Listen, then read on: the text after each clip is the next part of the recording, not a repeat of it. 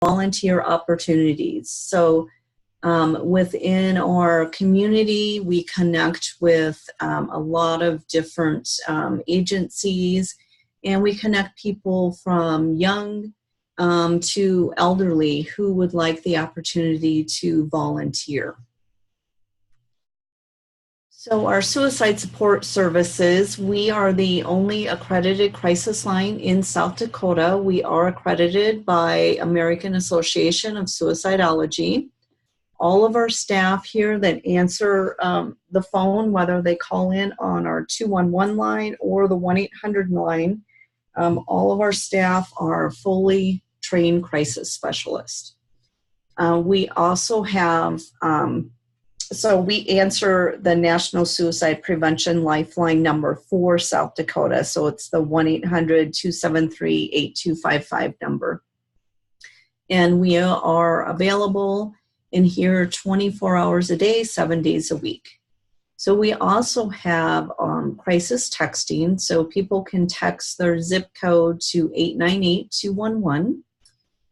We provide community trainings such as this to anyone who would like those trainings. And I'm going to go over some specific trainings as we continue today. Like I said, we do prevention, intervention, and postvention. Sherry, I have a quick question. Yeah. For the crisis texting line, is that available to anyone? The crisis texting line, if anyone within the, I'm sorry, thank you for having me clarify that, within the 211 communities, that those people can text in and reach us. Okay.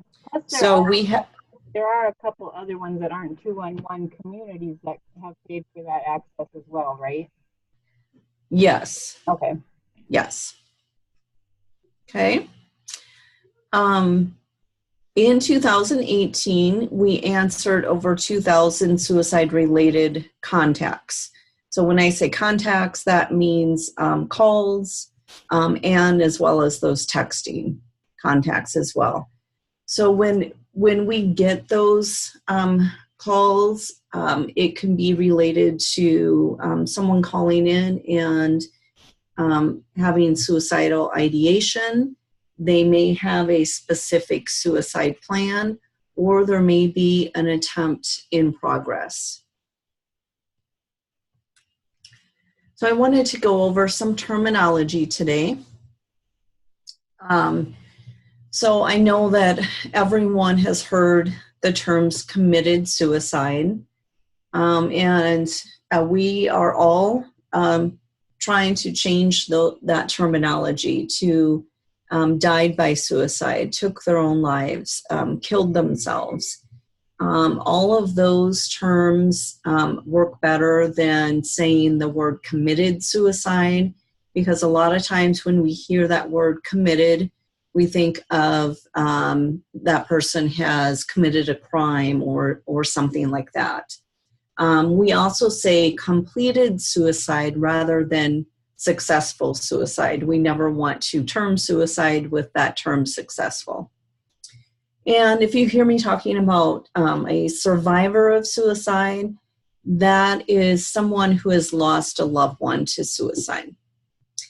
I also want to point out the term lived experience. And lived experience are those individuals who have experienced a suicide attempt or have had suicidal thoughts or feelings. Okay. So some national stats, and the most updated national stats we have are from 2017. So there, in the United States, there were over 47,000 suicides, and that is underreported. There is an average of one suicide every 11.1 minutes. And youth under the age of 25, an average of one suicide every hour and 24 minutes. In 2017, over 6,000 young people between the ages of 15 and 24 years old died by suicide. It is the 10th ranking cause of death, and the second ranking cause of death for our youth. 3.5 male deaths by suicide for each female death, and 3 female attempts for each male attempt. Why do you think that might be? Anyone? Bueller? No, I'm just kidding. So what we do know is that females often attempt more than males, and males will use more lethal means. So meaning they may use a firearm, and females will cut on themselves and take pills. Now, that does not mean that females do not also attempt by firearms, because we are seeing that happen as well. It's just that statistically, we are seeing that males will use firearms more, resulting in more deaths by males. This is just to kind of show the leading causes of death. You can see there, actually ages from 10 to 34, it is the second ranking cause of death, with unintentional injury being number 1. And of course, another thing I want to point out is that suicide, there are actually more suicides than homicides, and more firearms are used in suicides than homicides. This just shows our, within the red area there, you'll see that our rate is 21.1.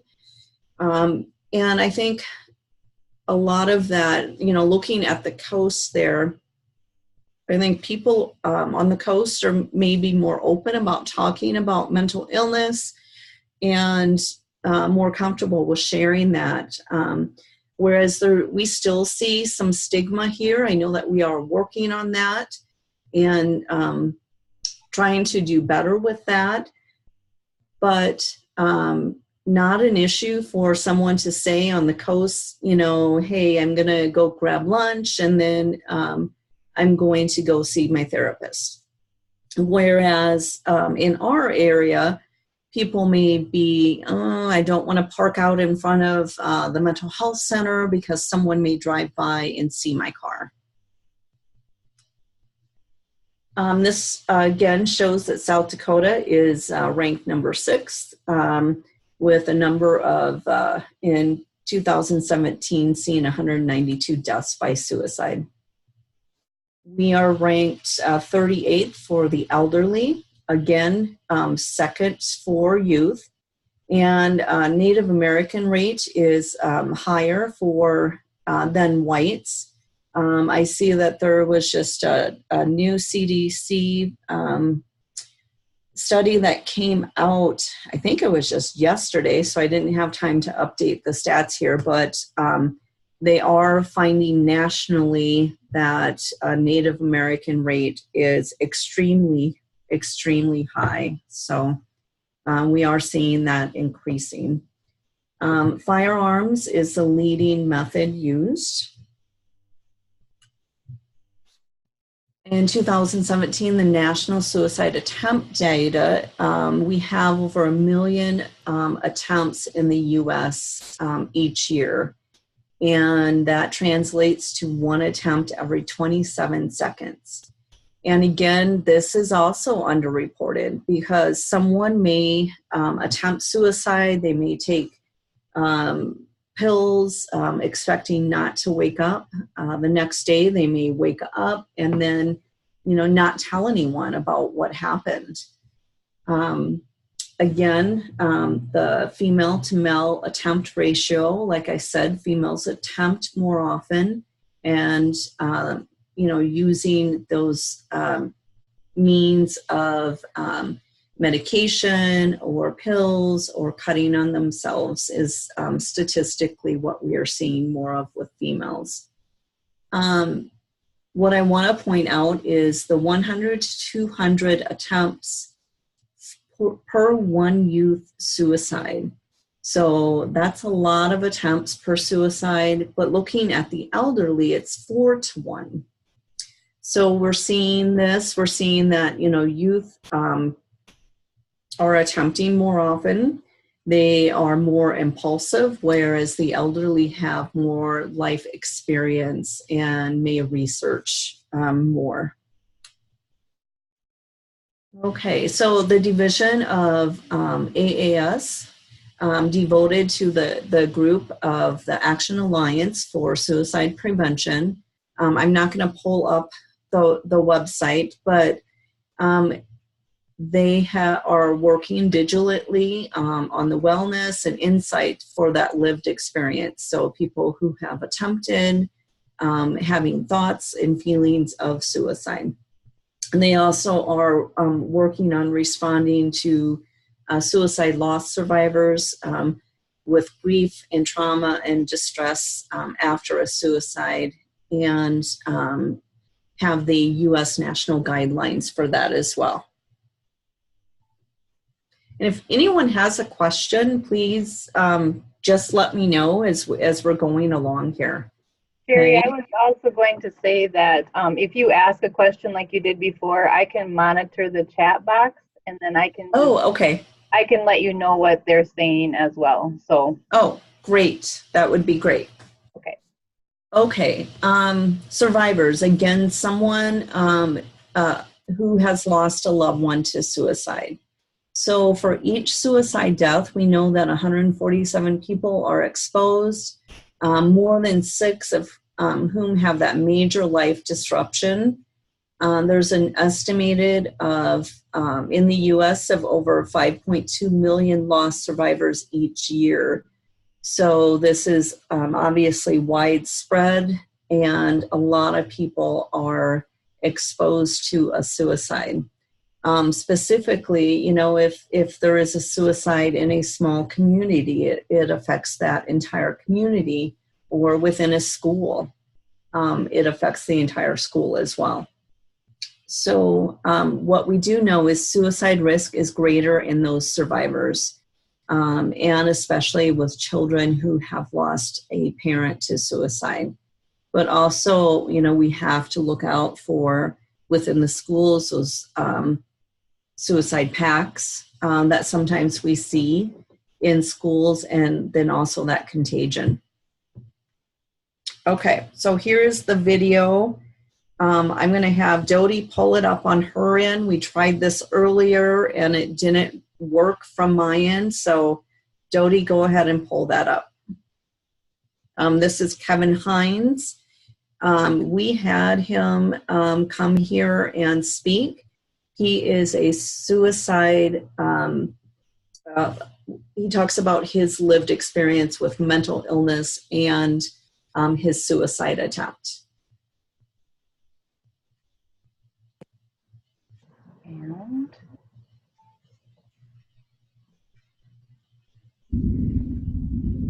we have lost far too many lives traveling the path to this day. Since 1937, over 2,000 people have died at the Golden Gate Bridge. I feel lucky to be alive every single day.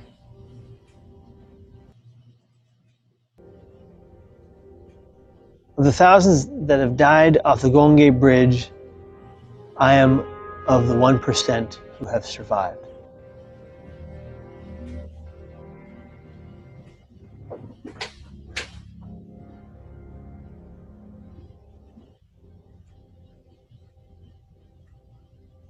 So I was born on drugs and premature, and then I bounced around from home to home. Nobody wanted to keep me because I was sick, and I got lucky. I landed in the home of Patrick and Deborah Hines.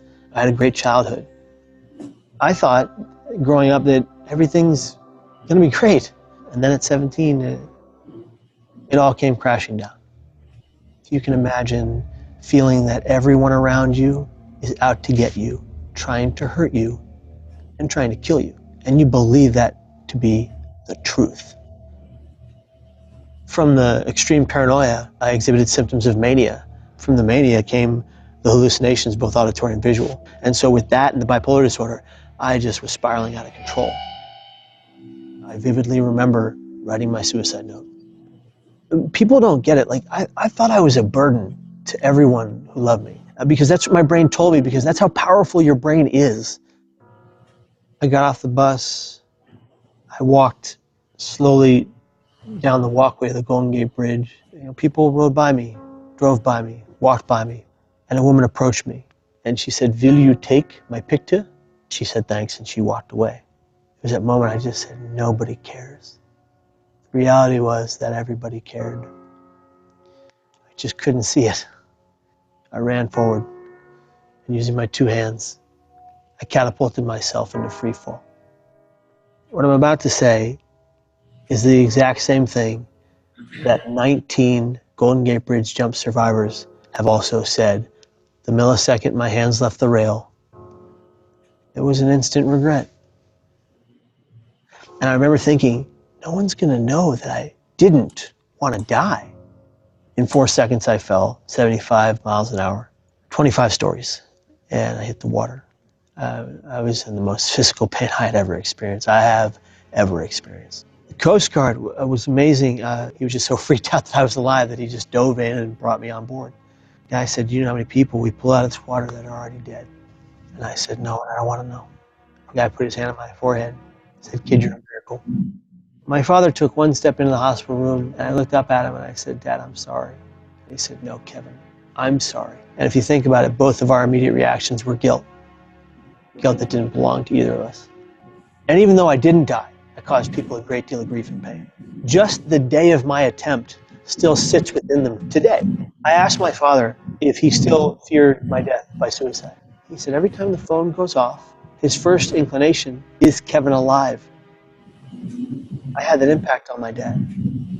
After the jump, the road to recovery was pretty long. I had 7 psych ward stays in the next 11 years. I still have all the symptoms I ever had. Mania, depression, psychosis, hallucinations, all that's still there. I just know how to cope with it and I know how to beat it. I built a support network over these years of treatment so that I wouldn't be fighting this alone. So like, it's okay not to be okay. It's not okay not to ask for someone to back you up. To the families who live with the loss or losses of loved ones, they didn't do that to hurt you or destroy your life. They took their lives because they were struggling and in a great deal of emotional and mental pain. Suicide, mental illness, and addiction are the only diseases that we blame the person for perpetually. But people die from suicide just like they die from any other organ diseased. Today, no matter the pain I'm in, no matter the struggles I experience, I do believe that life is the greatest gift we've ever been given. And if you're suffering mentally, don't wait like I did, sitting in denial for so long. Because recovery happens. Living proof.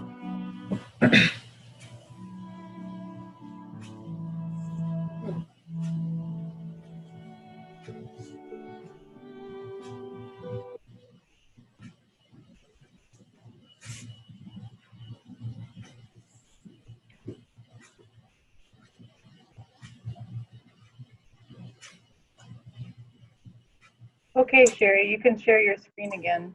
Okay.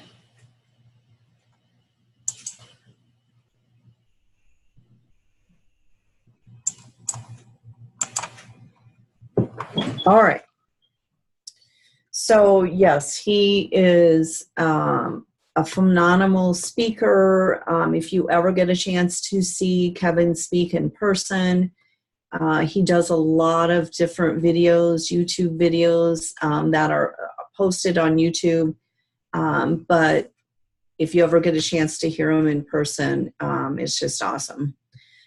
So as we're talking about speakers, I do want to let you guys know September is Suicide Prevention Month, but there is the week within September where it is Suicide Prevention Week. And during that week, we have a number of different activities that we are doing. One thing that we are doing is we are going to be bringing another speaker another national speaker. And ironically, his name is Kevin Briggs. So Kevin, and he is a retired highway patrolman, and he patrolled the Golden Gate Bridge. And so he is coming to speak in the afternoon because he is law enforcement. He is going to speak with our law enforcement and EMS personnel. And then in the evening of September 11th, we are going to have him do a community presentation. And so just be aware there's going to be more to come. Information about him coming and speaking will be on our website. So we'll be getting that information out to anyone who would like to hear Kevin Briggs speak. Okay. All right.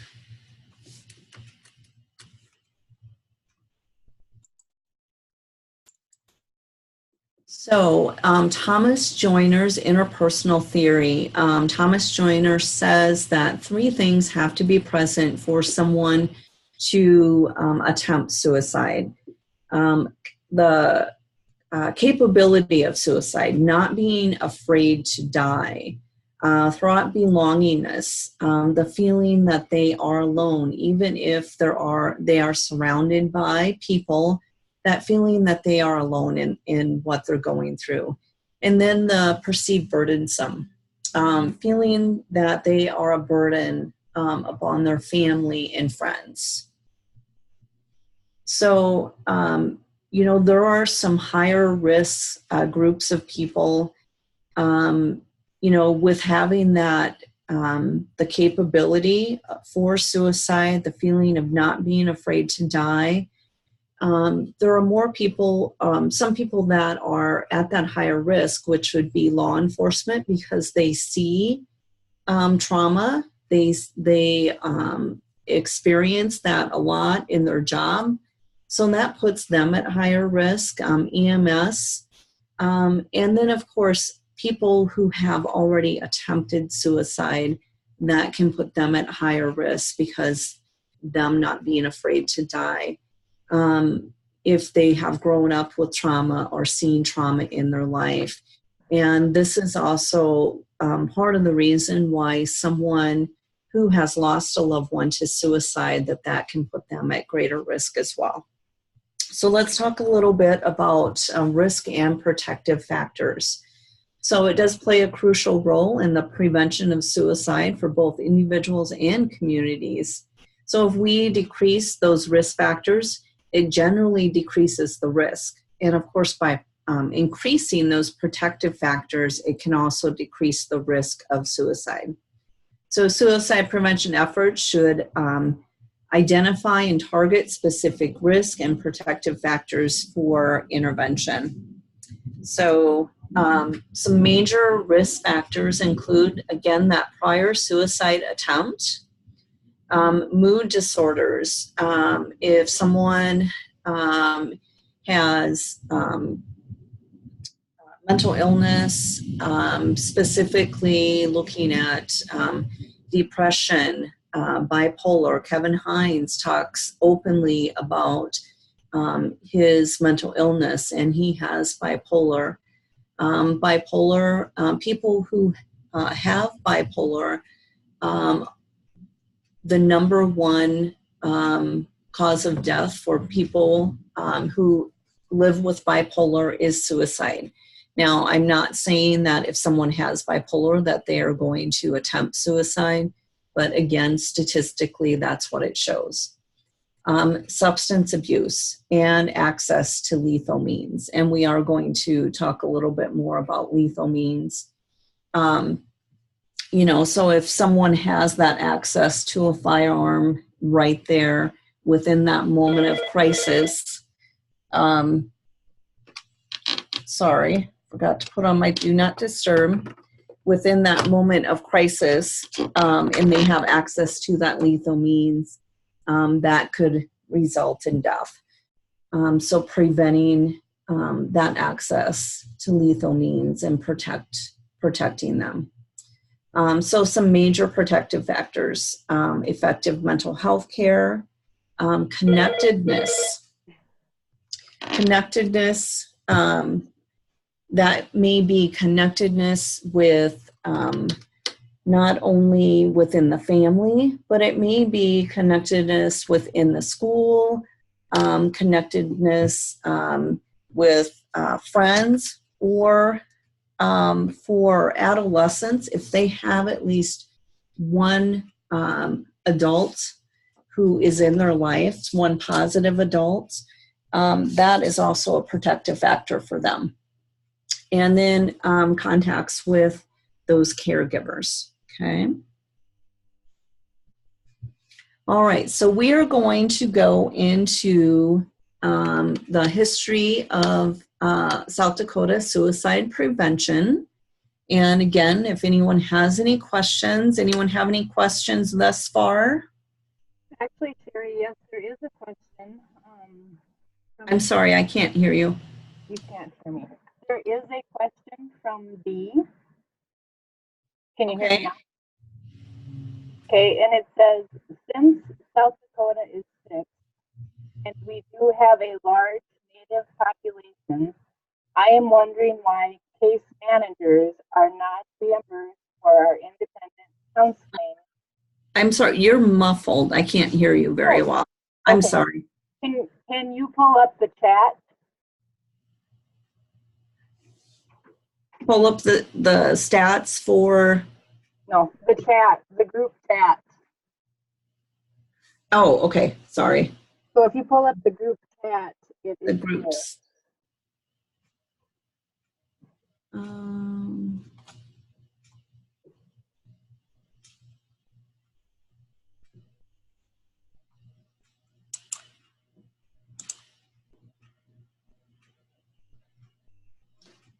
Why am I not able to pull that up?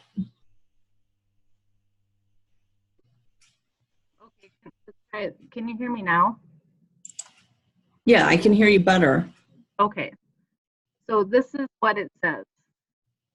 Since South Dakota is sixth, we do have a large Native population. I am wondering why case managers are not reimbursed for our independent counseling and substance abuse agencies.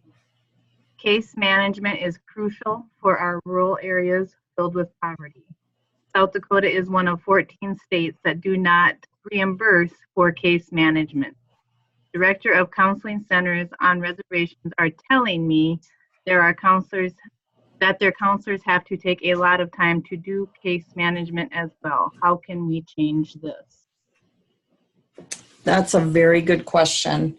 And I wish that I had an easy answer for that. Unfortunately, I do not. But yeah, I totally agree with that. In the rural areas, I think that's, one thing that we're really struggling with. I know that we are working more in the mental health fields to get that telehealth, so that people do not necessarily have to drive several hours to go to counseling. I think that that's starting to pick up a little bit more. I know Avera is doing some of that. I think VOA, is that right, Michelle? Are you guys doing telehealth?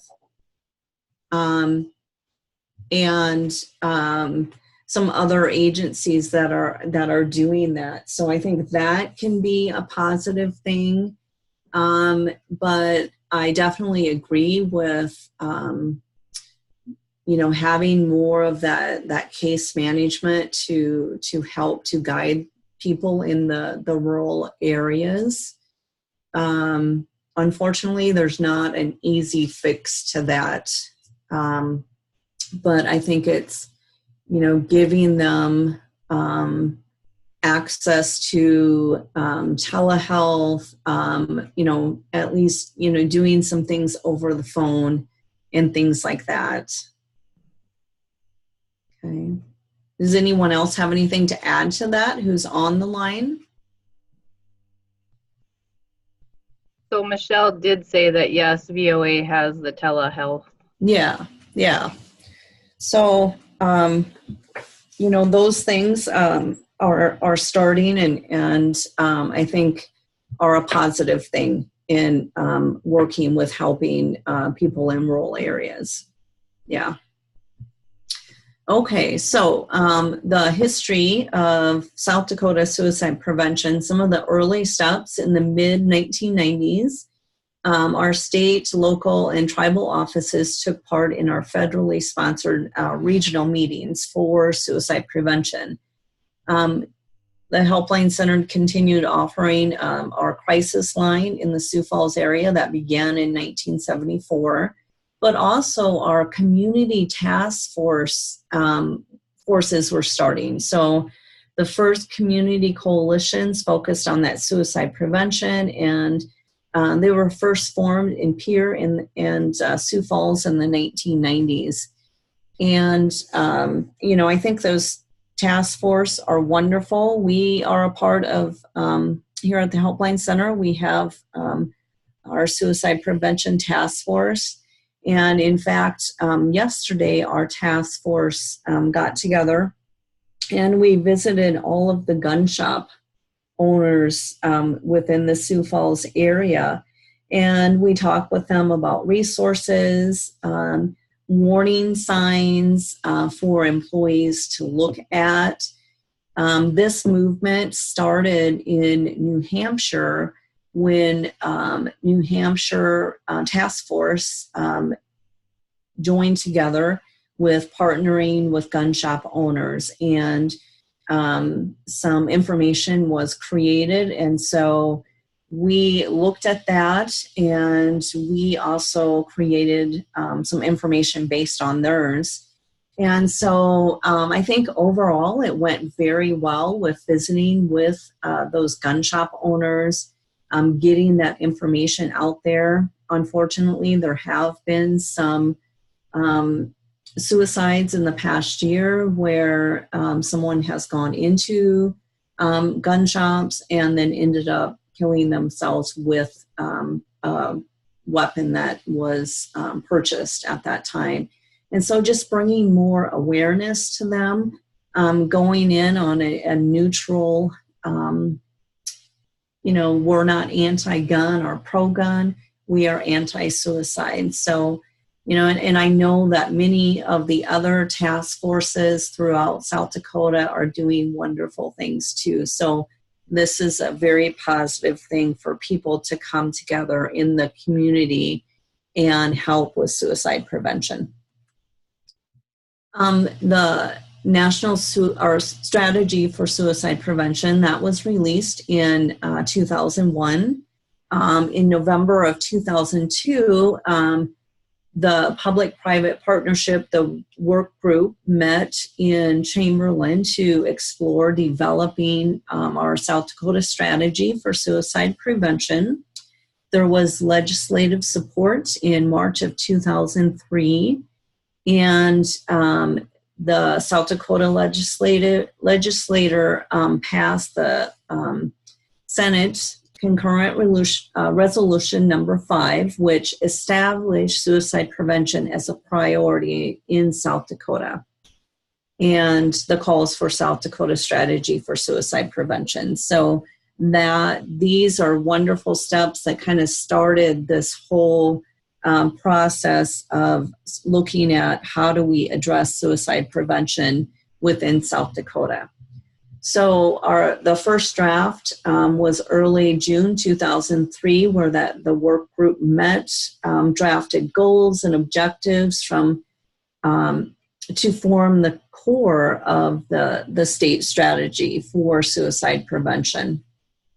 And that was released in January of 2005 and was presented to the state legislator.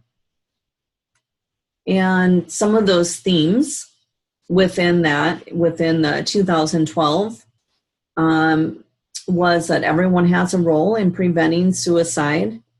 We foster positive public dialogue, so making it okay to talk about mental illness, to talk about suicide, to talk about addiction.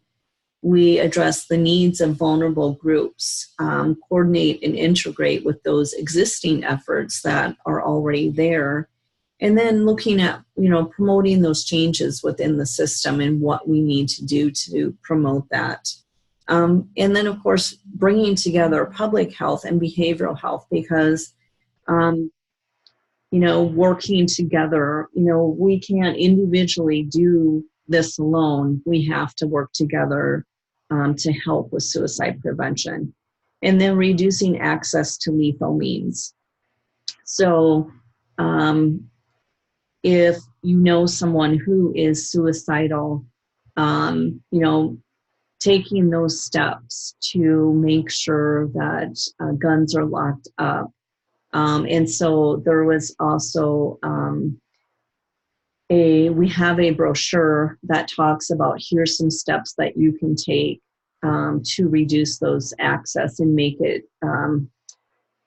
safe for people who are suicidal, and having those more lethal means not available to them. And then apply an up-to-date knowledge base.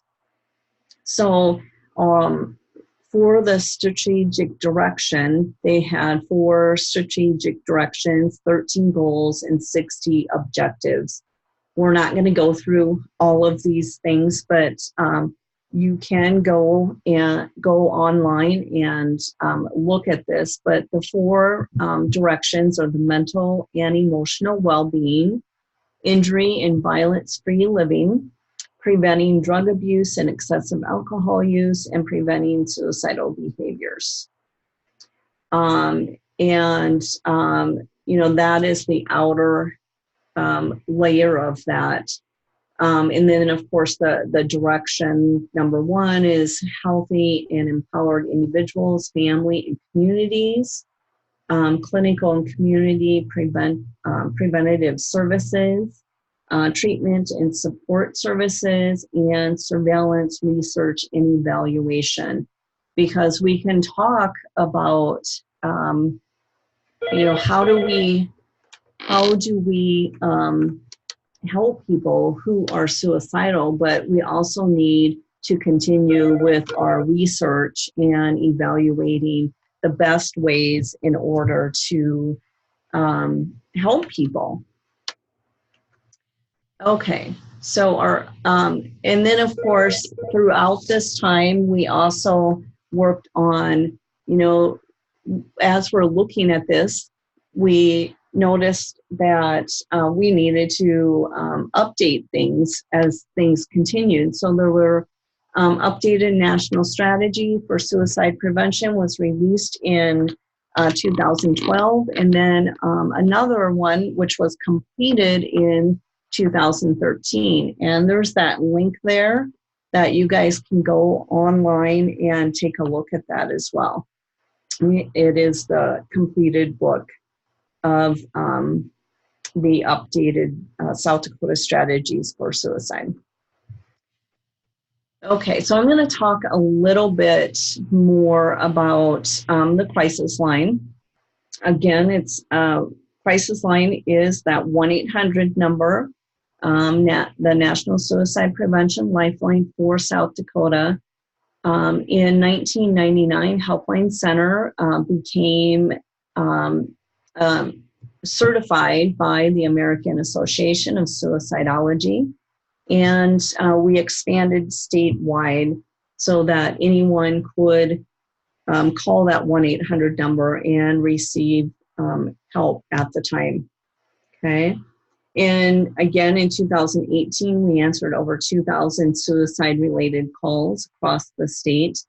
And these included information, survivors, and also people calling in where they may be, when someone calls in, I'm going to kind of go through the process of what we go through with someone who calls in and is suicidal. And we take those level 1, level 2, and level 3 calls.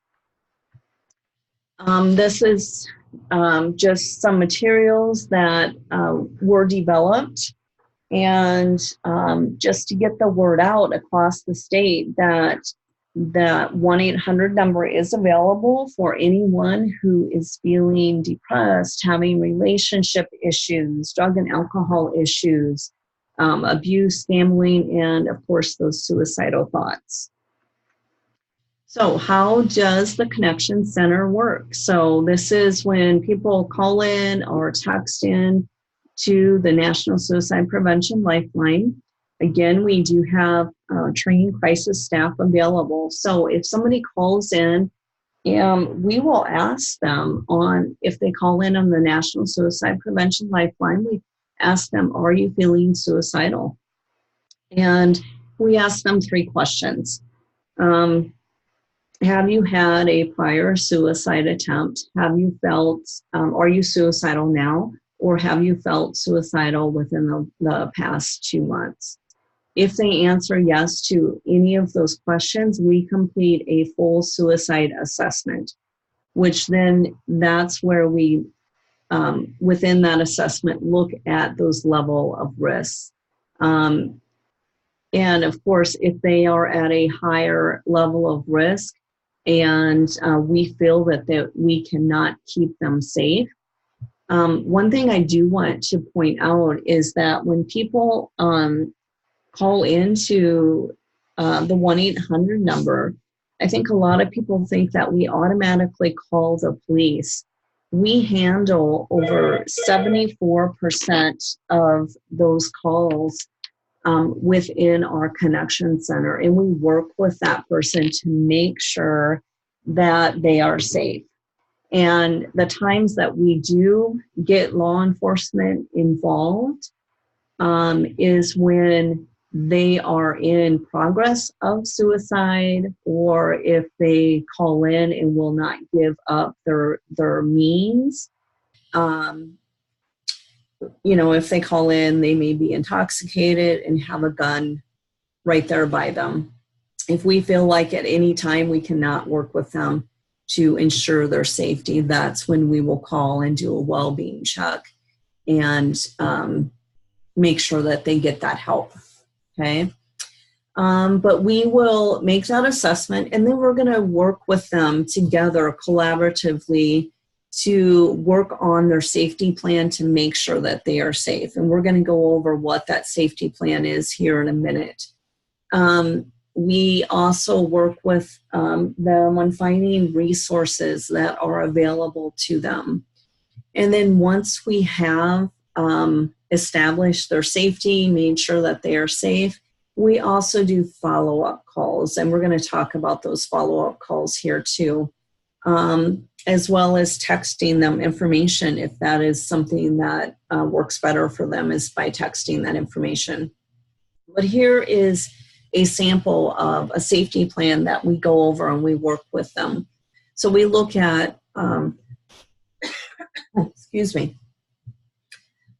looking at what are your warning signs. So if I'm talking with someone who is suicidal, working with them to identify for them, here's what I'm thinking, here's what my mood looks like when I am feeling suicidal. And so they may realize, okay, a crisis may be developing at that time. It may be, when I get angry, when I isolate myself, when I'm feeling depressed, that's when the thoughts of suicide may occur. And then the step 2, we work on internal coping strategies. What are some things that person can do to keep their mind off the problem without contacting another person? So maybe so we're really empowering them to use their coping strategies and things that they can use. It may be relaxation techniques. Maybe it's going for a walk or some type of exercise that may help them. And then who are people or social settings that may provide a distraction for them. So maybe it's talking to their friend that can provide that distraction, or maybe going to a coffee shop and just sitting there and having a cup of coffee. And then who are the people that they can ask for help? So step 3 and step 4, it may be the same people. So people that they can ask for help. Well, it might be, okay, well, I can call my mom and my mom will help me. Or my friend or my auntie, whoever it may be. And then, of course, step 5, professionals or agencies that they can contact. Of course, we're always going to have the 1-800 number because we are there. We are available 24/7. Whereas if they were to call their doctor, they may not be available at that time. But there's always those emergency contact numbers that they know that they have that access to. So when we talk about this, we ask them to try the first step, second step, third step. You know, if one step doesn't work, they need to go on to that next step. And then, of course, the last step is making the environment safe.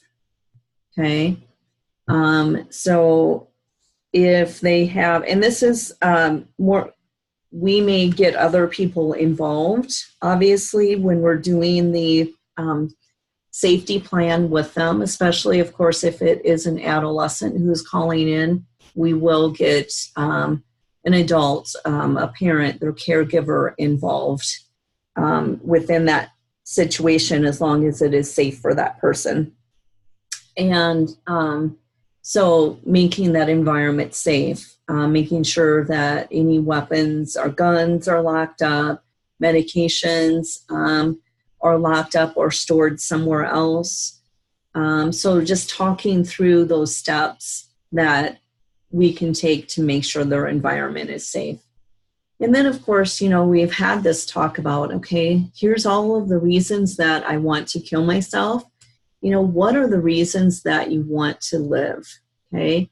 What's one thing, what's the most important thing to you worth living?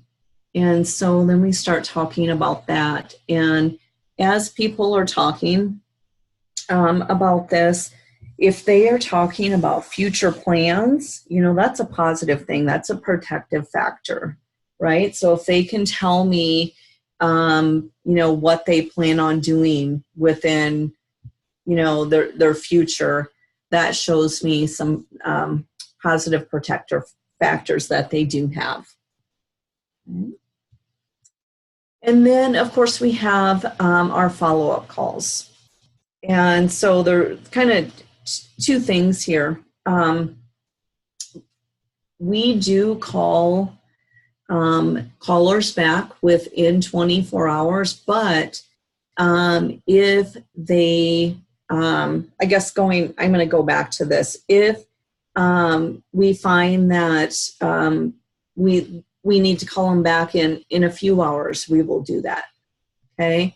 So we always, when someone calls into the National Suicide Prevention Lifeline, we always make a plan to follow up with them to make sure that they are safe. And so we will do that depending on the level of risk. So it may be within a few hours, it may be within 24 hours, depending on what that person needs. Okay. All right, so part of the SAMHSA grant project, it is now offered. Follow-up calls to crisis callers occur within 24 hours, and then based upon that need of the caller, and within the next weeks for up to 4 weeks. So then we reassess that crisis level. Again, looking at that safety plan, connect them with resources and anything that they need. So this is the next couple of slides are just some examples of people that experience those follow-up calls. Someone said it reminded them that they had a choice. And over the couple of days after they called the crisis center, I was still considering the idea of killing myself, and the calls really reinforced that I had chosen not to. She was telling me that I have a lot of potential and I can be whatever I wanted to be, and that helped me out too. I'm used to people putting me down, and she didn't. She gave me some ideas on how to deal with my loneliness that caused my depression. Again, what was helpful to you about the follow-up calls? The follow-up calls have been absolutely excellent.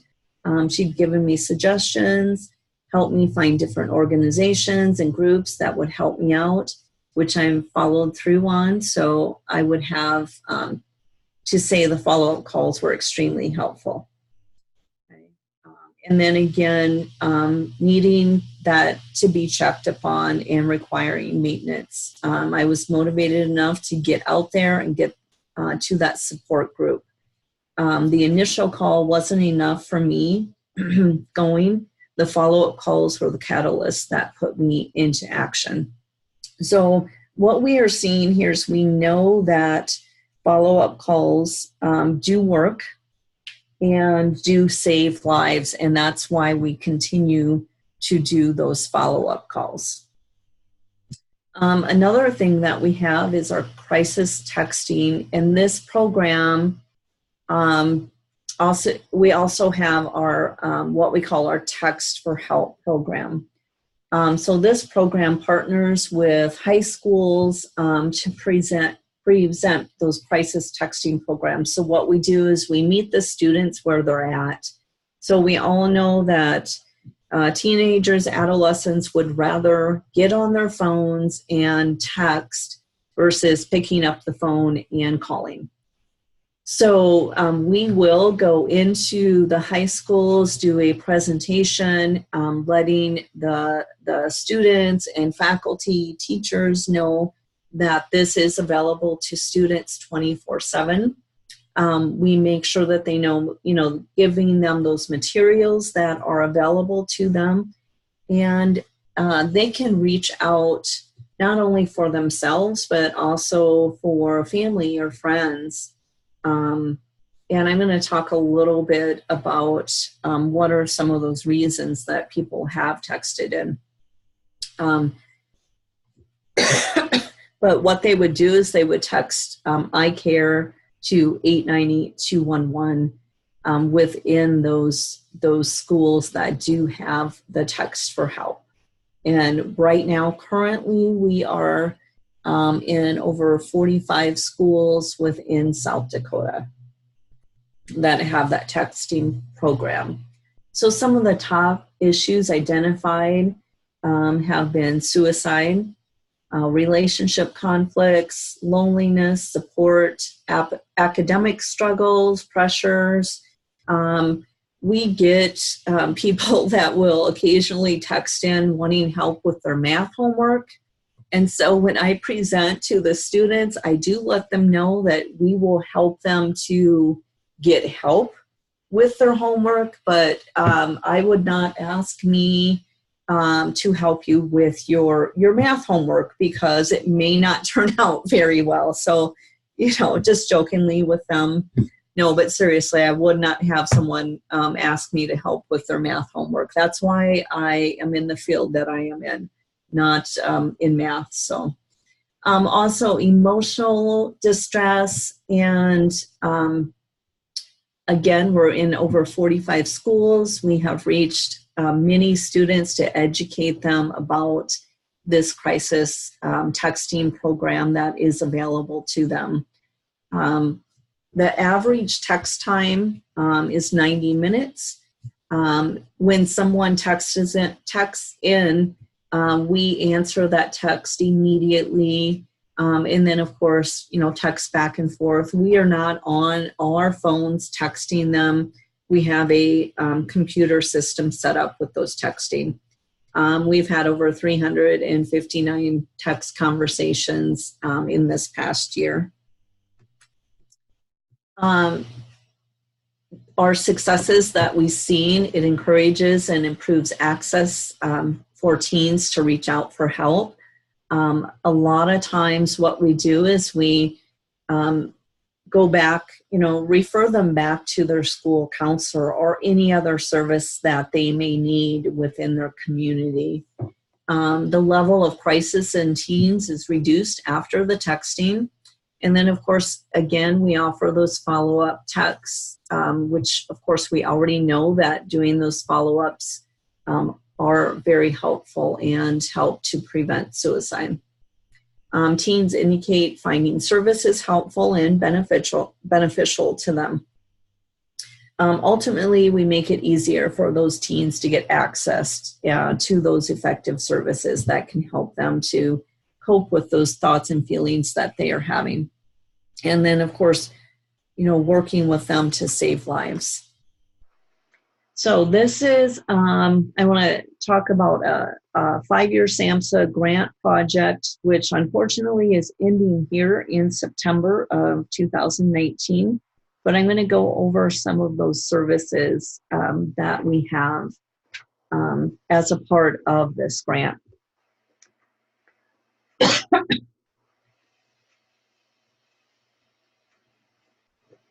Okay.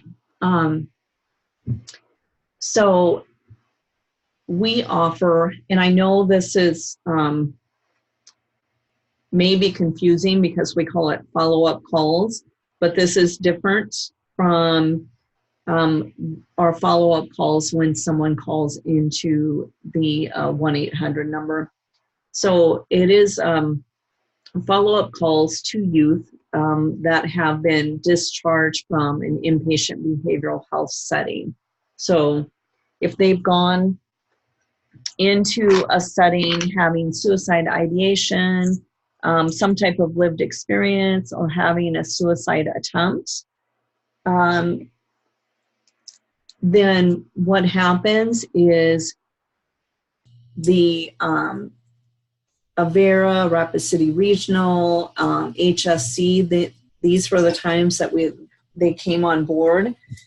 But they will get us the information after, of course, all the releases and consent forms are signed, but they will send that information to us. And these people have agreed to be a part of this program. And it is for ages 10 to 24. And so what we will do is we will contact that person within 24 hours of them being discharged from the hospital. We will then make follow-up calls for 4 weeks, calling 1 time a week, and a 3-month call and a 6-month call. And on all of those calls, we work with them. We go over a suicide risk assessment with them on every call. We ask them if they are taking their medications, if they're going to their counseling appointments, and if for some reason they're not, work with them on, what can be done to make it easier, to make sure that they get to those appointments and they're taking their medications. We do work with them on their safety plan, which was developed at the hospital, and we continue to go over that. And just checking in with them. And we have had tremendous results with this specific follow-up program. It provides evidence-based training to all staff in the setting where those youth are served. And so we will go into that setting and provide those trainings to them. And so I guess with this grant, although it is ending in September, we know that this is something that has been very effective and works really well. And so we are looking at how we can continue this program with that grant ending. And so we are looking at working with partners and being able to continue this program. Okay, some other specific grant activities is providing training in schools, colleges, community settings that refer to youth that may be at risk of suicide. the Making Educators Partners in Youth Suicide. People can also go to this website. Excuse me, I have a tickle in my throat. And also do an online training as well at the South Dakota Suicide Prevention website. And then also working with suicide prevention coalitions, trainings, referral protocols for those that are at risk. Also, there have been statewide advisory groups and subcommittees that have been developed throughout this grant. And then, of course, the awareness campaigns that have been developed. And all of these are on the South Dakota Suicide Prevention website. And here are just a couple of things that have been developed as a part of this. The Reach for Life materials. And this was specifically developed for the Native American youth. So we have posters, we have youth warning cards. We also have Reach for Life wristbands that are very popular. And of course, we also have bags available for the Reach for Life. Another campaign that was developed was for the LGBTQ community. And so we did some of those subgroups with other people to come up with this, people within the LGBTQ community to work on developing this poster, because we know that sometimes people within that community can be at higher risk as well.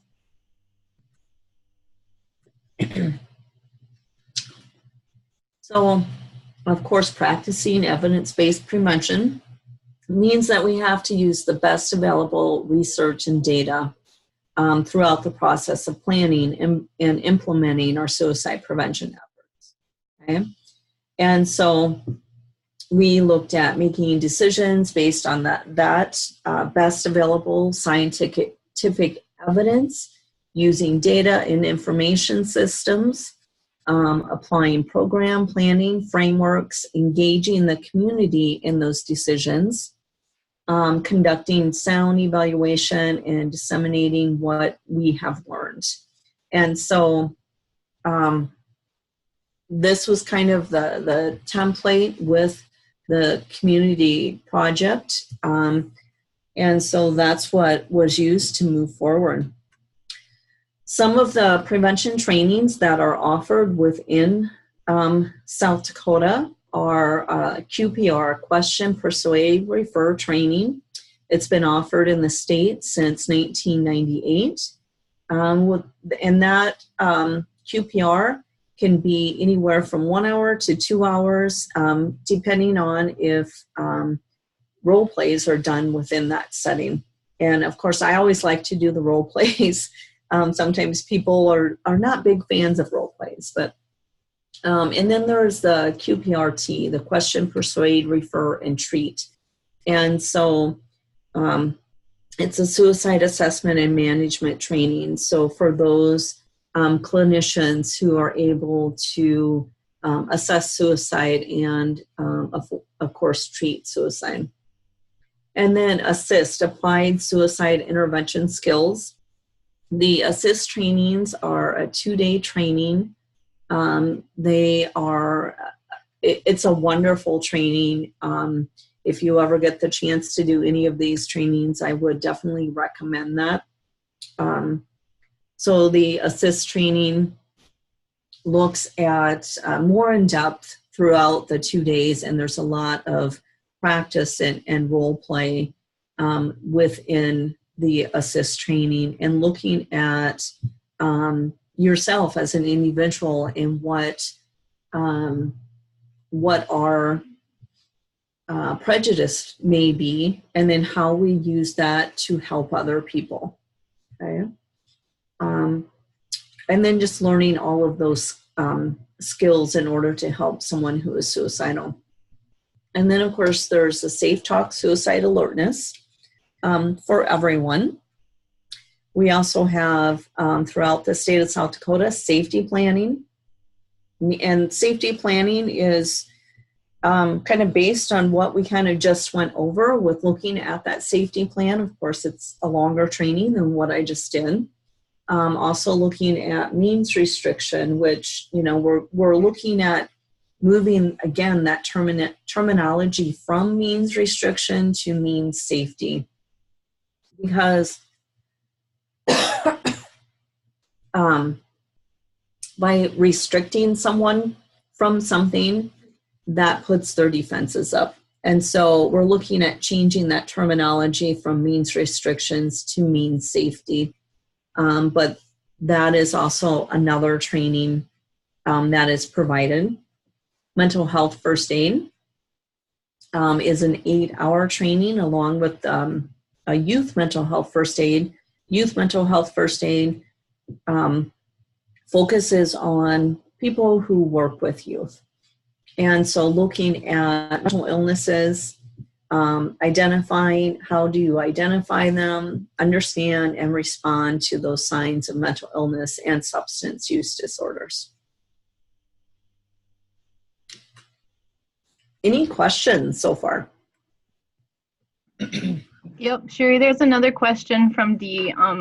She's wondering if we can have access to the full-page copy of the sample safety plan, since the PowerPoint attachment only has one of 3 screens. Access to the safety plans? Yes. Yeah. Yeah, definitely we can make sure that you can get a copy of that. And I would recommend that you do go through a safety plan training before you actually use that safety plan. Okay? Okay, yeah, if you could just send it to me, then I could email it out as well. Okay, great. I will do that. So our suicide survivor services, there has been survivor support groups in the state for over 25 years. We do provide survivor services groups within the Helpline Center, but we also know that throughout the state of South Dakota, survivor services are offered. But the Helpline began sending out survivor support packets across the state in the early 2000s. And within those packets, we have information for survivors that is specific to suicide, and also just a lot of information that will help someone who is struggling with the loss of a loved one. Those are available by calling 211 or the 1-800 number. The first statewide Survivors of Suicide Conference in South Dakota was held in Chamberlain in September of 2005. And then the most recent was April of 2016.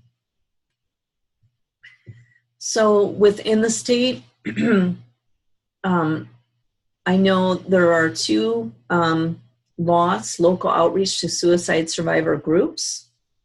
The first LOSS team in the state was introduced in Sioux Falls in 2004, and Rapid City added their team in 2005. So the LOSS team, if there is a suicide, law enforcement will contact 211. And if the family would like us to go on site, be there with them, support them, and help them during that time, we will go on site and be there with the family and support them. We will also do follow-up calls with them. So it's really what the family needs at that time. Sometimes they want us to just call them, and that's what we will do. And we will help them in any way possible. But what we do know is if a survivor deals with the loss of a loved one, having that outreach early within that loss helps them to get connected with mental health services and dealing with that grief within. Statistics show that they will get that help within 3 months or immediately, versus if they are not contacted by the loss team, it can take up to 2 years before they actually get the help that they may need. So we also provide crisis support to businesses, schools, organizations.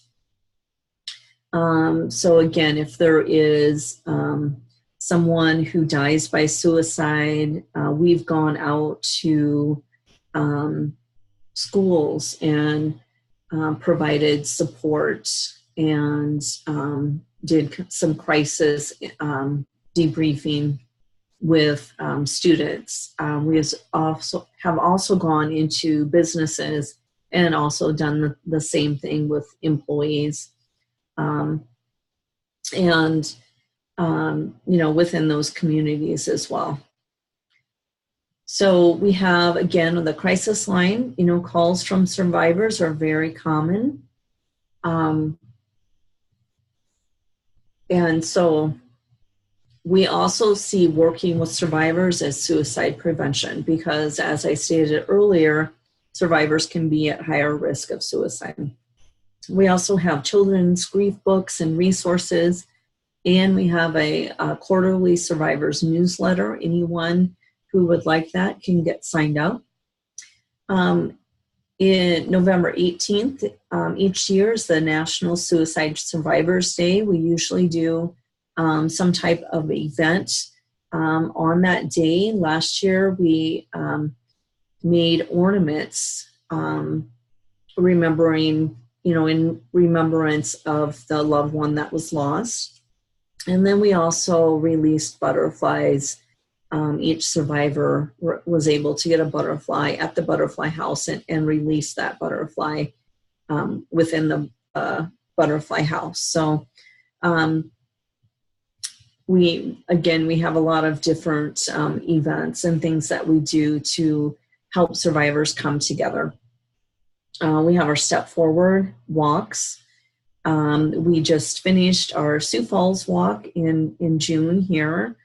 We also have walks in Brookings and in Yankton. The next walk is in Yankton on August 3rd, I believe, that first Saturday of August.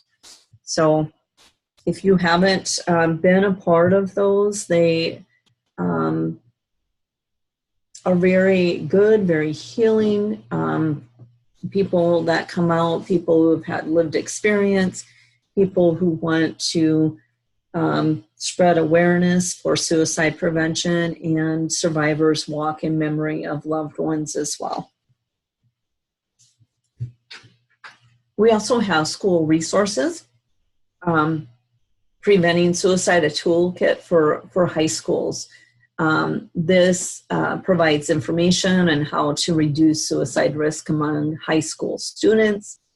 So giving schools that information of, screening tools, warning signs, risk factors, and looking at that up-to-date research-based guidelines that schools can use to make sure that they're using the best practices for looking at those warning signs, and also protocols to respond to a suicide death within the school. So there are educational programs to engage youth in suicide prevention programs, and then also information, educational materials for parents as well. There's also an after a suicide toolkit for schools as well. In the event of death of a student within that school community. And it just goes over, crisis response. How do you deal with this that has happened within your community? What are those best steps to take? how do they help students to cope with that loss, working with the community, the proper way to do memorialization, looking at social media, suicide contagion, and then of course, bringing in outside help. And I think that's really important. Within this last year, one community that did a really, really good job was the Flandreau School.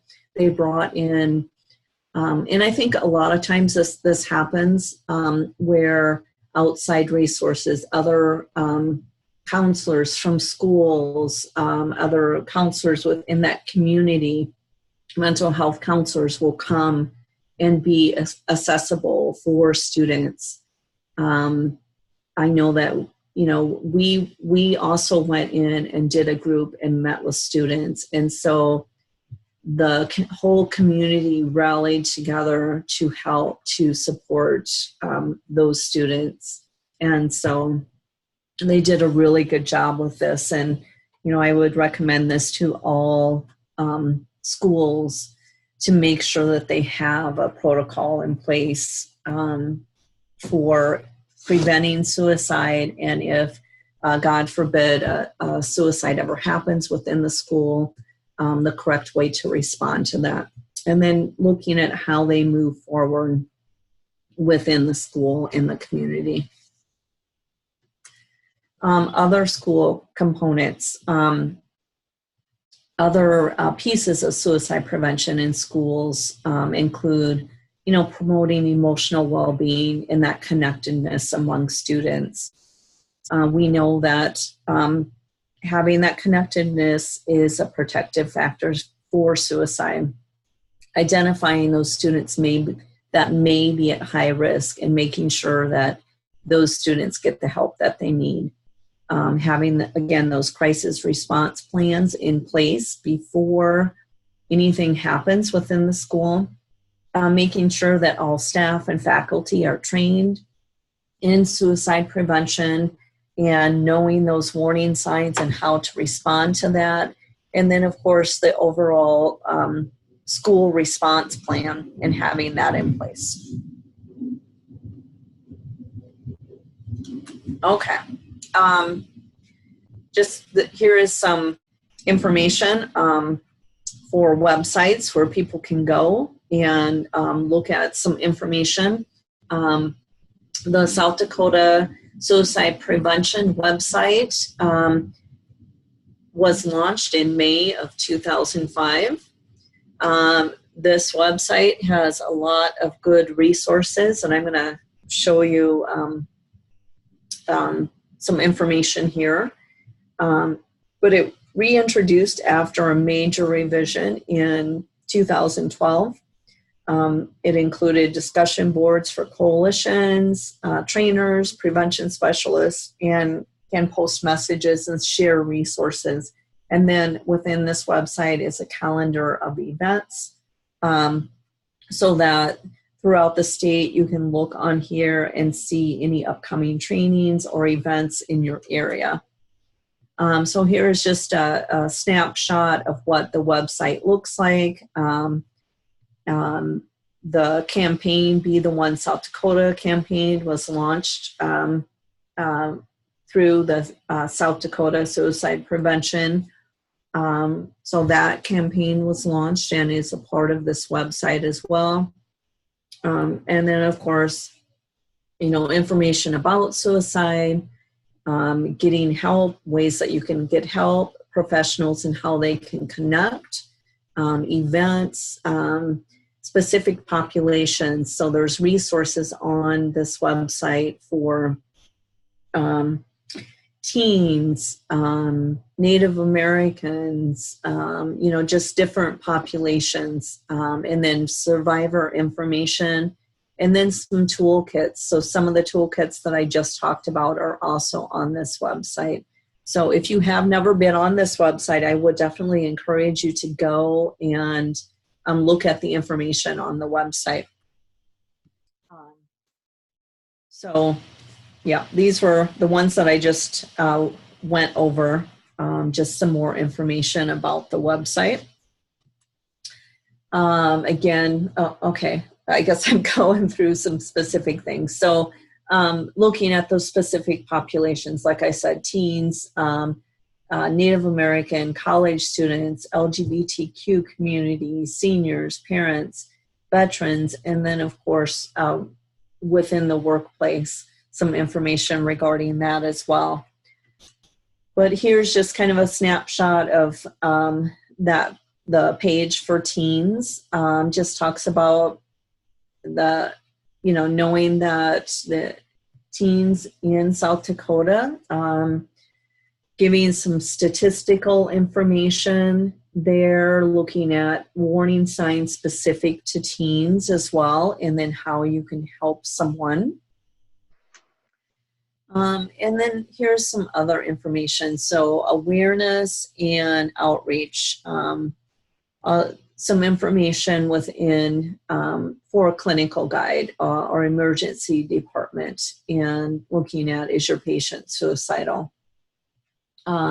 Also, after an attempt, a guide for taking care of yourself and treatment within the emergency department, and then also family and medical providers, and then support survivors of suicide loss, a guide for funeral directors.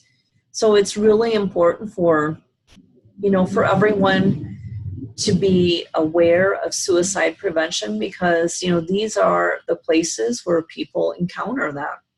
In the emergency department, a lot of people present with suicide ideation, and making sure that they get that help that they need. And after an attempt, how do I take care of myself? So just getting that information out to the public, out to the emergency departments, out to funeral directors, because funeral directors are dealing with the family, those survivors. So making sure that they have all of that information as well. There is a toolkit for primary care practices. What we do know is that a lot of times people will present to their doctors, and it's easier for someone to talk about their physical illness versus that emotional things that come up. Okay. And so people may visit their doctors within days or weeks of taking their lives. So we need to make sure that all physicians have the tools that they need to help someone knowing those warning signs. And so there is a toolkit as well here, but also, we do also provide training for primary care, and we do go into clinics and making sure that they know those warning signs and have those protocols in place in case they are presented with this. And this is just some of that information that is given to those primary care professionals. So again, looking at, how they would screen someone who is dealing with suicide, looking at the suicide intent, suicide ideation and plans. Okay. And then those 5 steps of what a primary care provider would need to take for evaluation and triage. Here are some national resources. SPRC is a wonderful resource. American Association of Suicidology, AFSP, SAMHSA, and then also IHS. And there's a lot more different resources out here, but these are just some of the top resources when we're looking specifically at suicide prevention as well. And then, of course, all, the state resources. We have the Helpline Center, like I said, has a database full of information with also state resources as well. And people can access those resources on our website or just by simply dialing 211 and getting those resources. Okay, so that is all that I have for you today. If anyone has any questions, let me know. So any questions out there right now?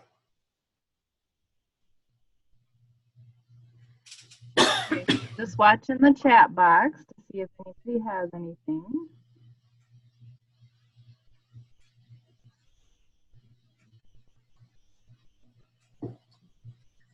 I'm not sure why I can't. Oh, there's the chat box. Duh. Okay. I feel like, you know, we used to use GoToWebinar system, and I felt like that was a little bit easier to maneuver in regards to chat box and things like that. So, I just had one comment. Thank you. That was great information. That was from Dee.